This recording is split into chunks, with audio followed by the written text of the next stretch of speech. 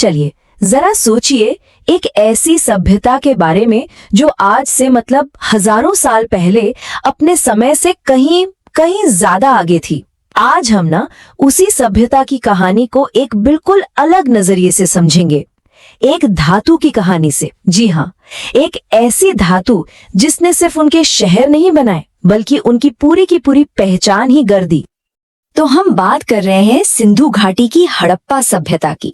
जरा सोचकर देखिए, एक ऐसी जगह जहां शहर एकदम ग्रिड की तरह बने हुए थे, बिल्कुल प्लान्ड, जहां के लोगों की एक ऐसी लिपि थी, एक ऐसी लिखाई थी जिसे आज तक कोई भी डिकोड नहीं कर पाया है।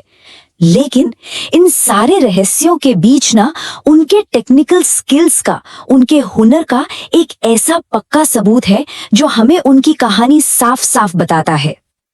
और यही चीज हमें हमारे आज के सबसे बड़े सवाल पर ले आती है। वो सवाल है, हड़प्पा सभ्यता का मुख्य सबसे जरूरी धातु आखिर कौन सा था? अब ये सवाल सुनने में तो बड़ा सिंपल सा लगता है ना? पर इसका जवाब हमें उस पूरी सभ्यता की जड़ तक ले जाता है, उनकी असली ताकत और उनकी तरक्की के सबसे बड़े राज तक। तो फिर क्या था वो खास मेटल? देखिए, ये सिर्फ कोई ऐसी वैसी चीज नहीं थी जो उन्हें बस जमीन से खोदकर मिल गई।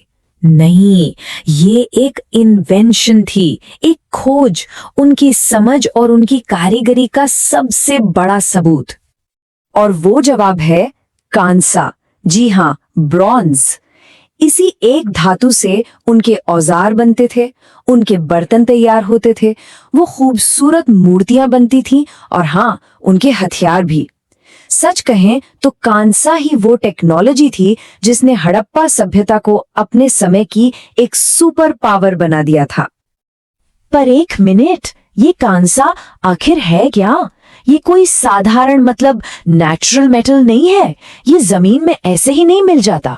इसको तो बड़ी होशियारी से, बड़ी सूझबूझ से बनाया जाता था, वो भी दो अलग अलग धातुओं को मिलाकर।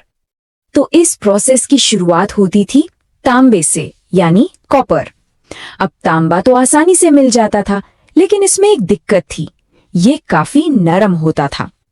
फिर इस तांबे में मिलाया जाता था टिन, जिसे रांगा भी कहते हैं।